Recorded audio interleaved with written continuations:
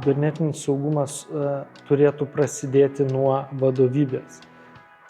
Vadovybei rodant pavyzdį ir lyderiaujant šitoj srityje, visa organizacija seks paskui.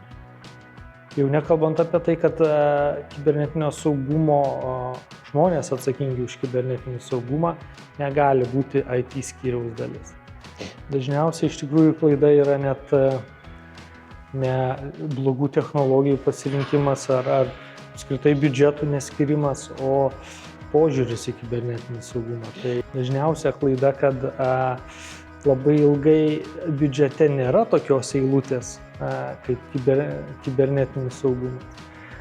Ir suprantama, žinoma, kad kuo ilgiau nėra skiriamas dėmesys šitai sričiai, tuo didesnės tos sumos biudžeto reikės. Dažniausiai skiriama turbūt bendrai IT reikmėm, o tai dažniausiai būna technologiniam dalykam įsigijimam.